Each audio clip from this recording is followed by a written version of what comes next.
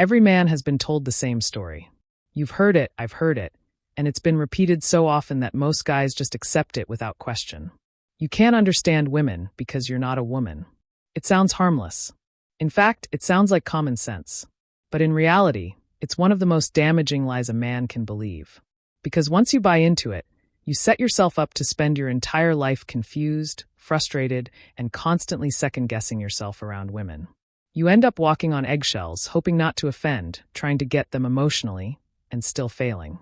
But here's the uncomfortable truth that blows this whole idea apart. You don't need to feel what a woman feels to understand what she wants. And actually, the more you focus on her feelings, the less you'll understand about her psychology. The real secret isn't empathy. It isn't emotional connection. It's observation. Cold, objective, behavior-based observation.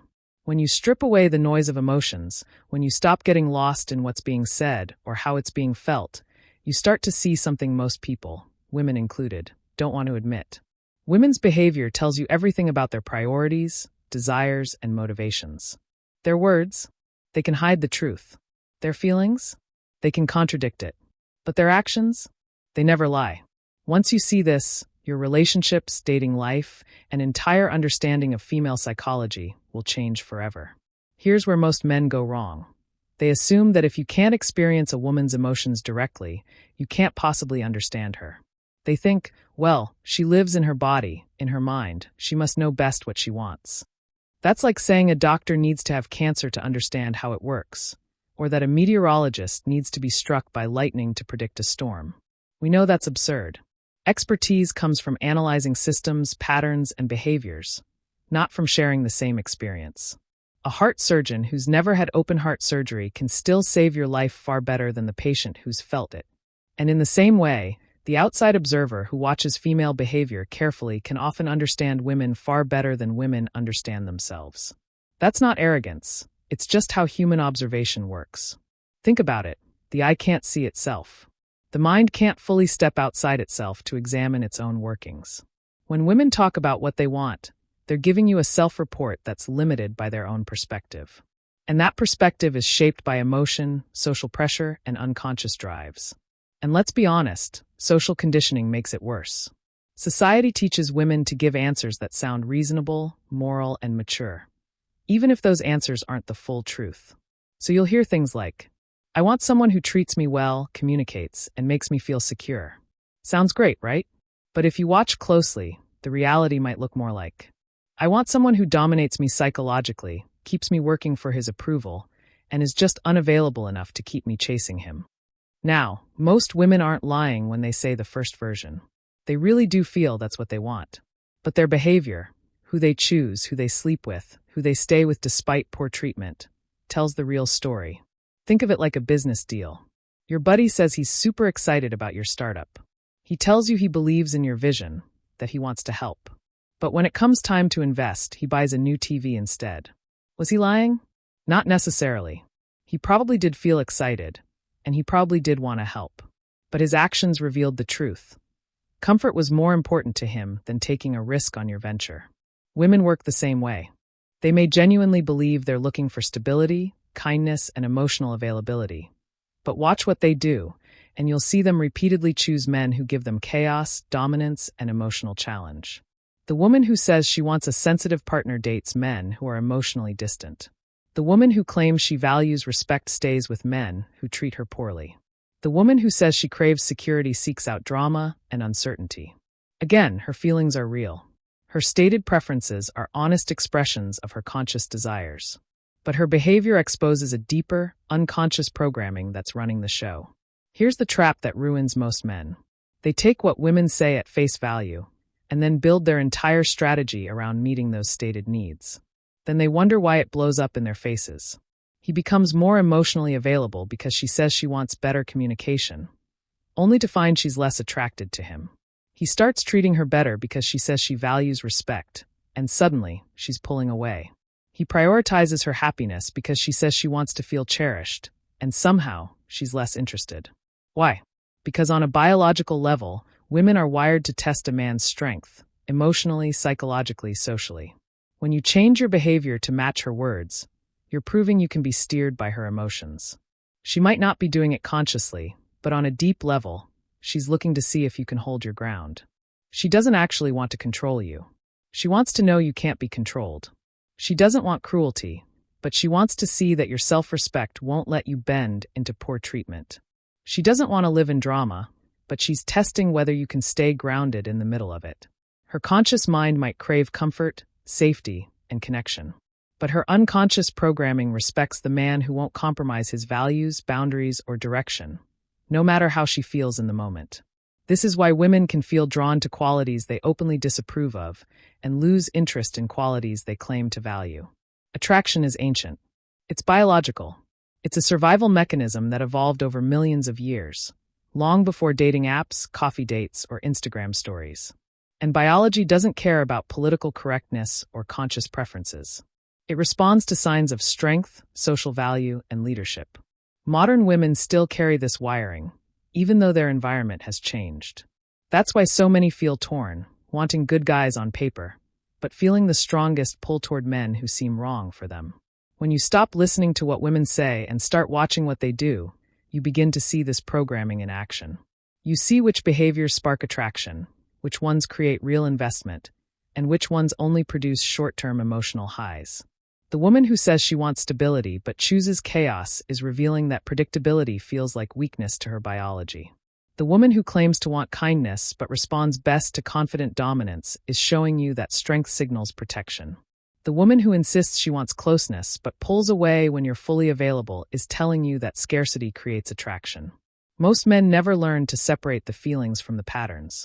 They try to fix a woman's bad mood, chase her validation, or adapt themselves to her requests. But in doing so, they accidentally kill the very attraction they're trying to build. The truth is, women often feel most secure, most attracted, and most engaged when you're not bending to their momentary emotions, when you're holding steady on your path. That doesn't mean you become cold or cruel. It means you stop living as a reaction to her moods and start living according to your own direction. Because at the end of the day, a woman will respect a man whose center cannot be shaken far more than one who's endlessly available to soothe her emotions.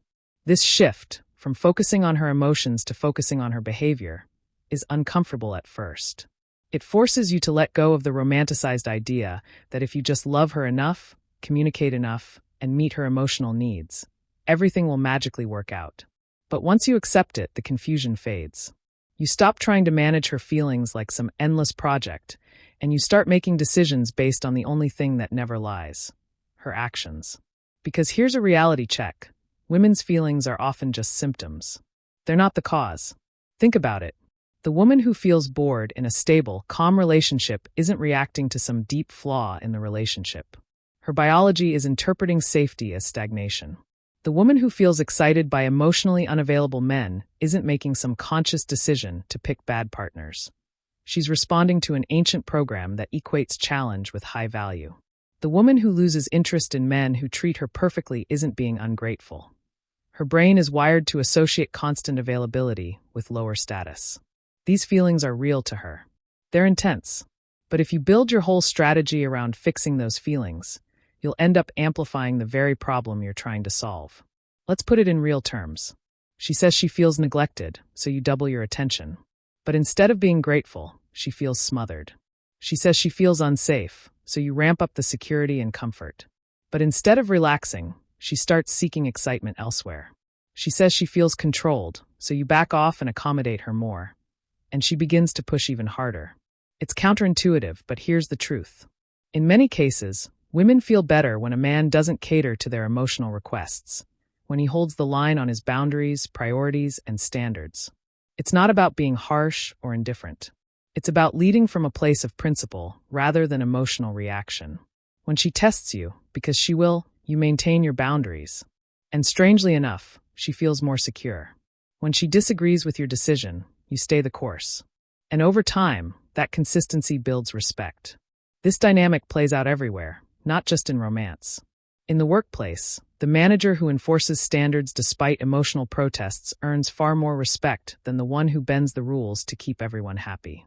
With friends, the man who keeps his plans despite guilt trips has stronger relationships than the one who constantly rearranges his life to please people. Once you understand that what women say often diverges from what they do, You stop falling for manipulation, intentional or not. For example, a woman might say, "I need more communication." But then, when you actually increase communication, she withdraws. This tells you that her request wasn't about connection. It was a test. Or she might say, "I wish you were more romantic." But when you become more romantic, her attraction drops. That's because, on some level, she was looking for tension and challenge, not comfort. And these patterns aren't random. They show up across cultures, age groups, and personalities because they're rooted in biology, not just personal preference or upbringing. This is also why so much mainstream dating advice fails spectacularly. Just be yourself. Treat her like a princess. Communication is key. Those lines focus entirely on emotional accommodation. And while they sound noble, they often lead to one thing: women losing respect for the men who follow them. Women give this advice sincerely, by the way. They really believe it's what they want.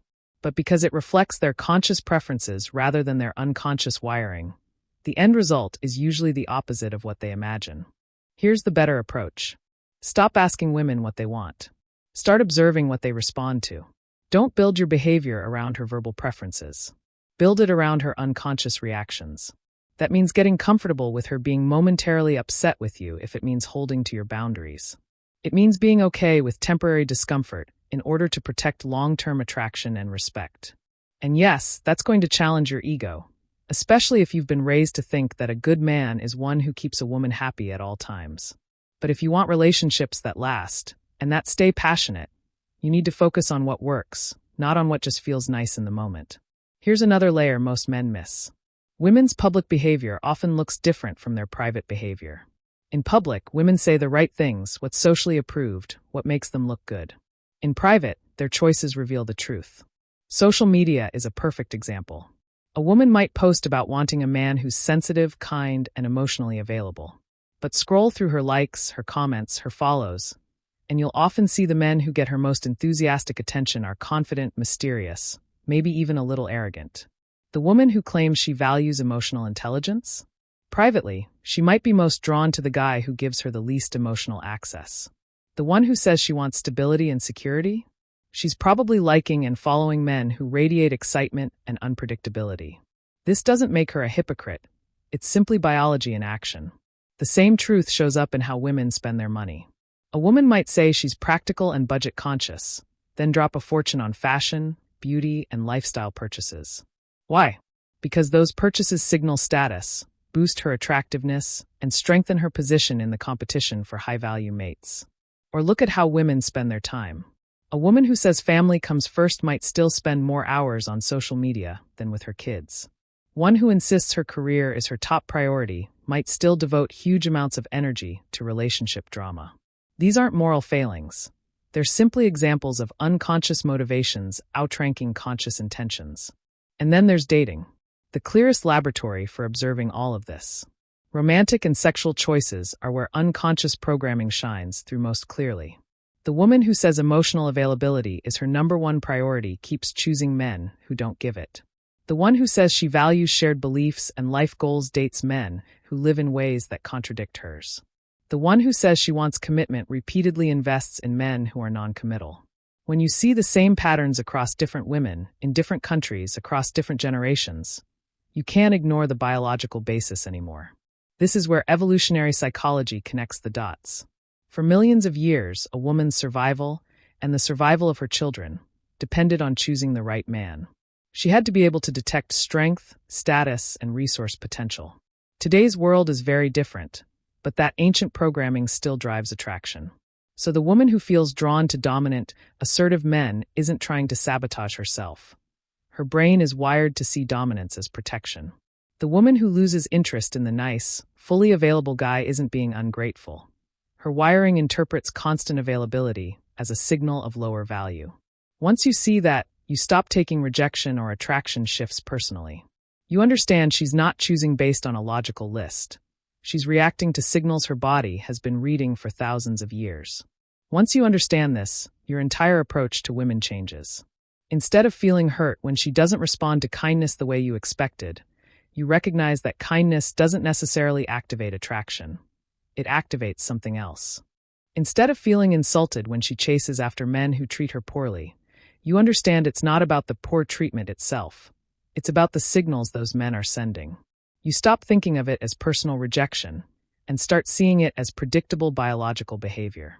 And this knowledge isn't just for dating. You'll notice it in the workplace too. In professional settings, many women's behavior contradicts their stated values. A woman might publicly advocate for equality and merit-based advancement, but privately defer more to male authority or compete more aggressively with other women than with men. She might say she values collaboration, but undermine female colleagues while supporting male ones. These aren't necessarily conscious choices. They're often unconscious strategies tied to status, competition, and survival instincts. And when you understand those instincts, you can navigate workplace politics far more effectively. Parenting is another place where stated beliefs and actual behavior often split apart. A woman might talk about valuing independence in her children, but repeatedly rescue them from the natural consequences of their actions. She might claim education is her top priority, but focus more on her kids' social status than academic progress. She might preach fairness, but clearly favor one child over the others. Again, this doesn't mean she's a bad person. It just shows how unconscious programming shapes behavior in ways that conscious values can't always control. You'll also notice that women often repeat relationship patterns they claim to have outgrown. She'll say, "I've learned my lesson. I'm done with bad boys." Then she ends up with another emotionally unavailable man. Or she'll leave a chaotic relationship for a calm, stable one. And within months, she's stirring up drama again. It's not because she's lying. It's because biological wiring tends to seek out the same stimuli over and over, even when it contradicts her stated goals. If you understand this, you can predict long-term outcomes with surprising accuracy just by observing a woman's early behavior. You'll know which women are capable of sustaining attraction and respect, and which ones will inevitably drift toward chaos, no matter how good things seem at first. Communication patterns are another big giveaway. A woman might say she values honesty and directness, but in reality, her style leans heavily on implication, suggestion, and emotional framing rather than clear, direct statements. She might say, "I'm fine," when she's not. She might make hints instead of requests. She might create emotional tension to influence decisions instead of stating her preference outright. This isn't because she's trying to be manipulative in a malicious way. Indirect communication is often a deeply ingrained social strategy. It allows plausible deniability, reduces overt conflict, and can be more effective in certain social dynamics. If you can read between the lines, if you learn to hear the real message behind the words, you can respond to what's actually happening instead of the surface-level statement. Friendship patterns reveal similar truths.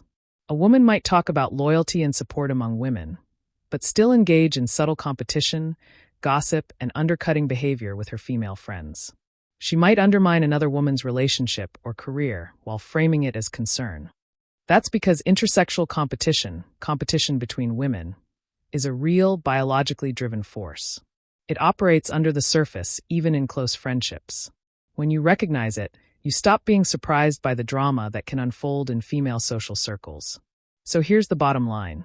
You can keep trying to understand women through their feelings, what they say, how they explain themselves, and you'll remain confused and frustrated. Or you can learn to read their behavior, their choices, patterns, and reactions, and gain clarity that will change every interaction you have. When you shift to observation-based understanding, you stop being controlled by emotional narratives.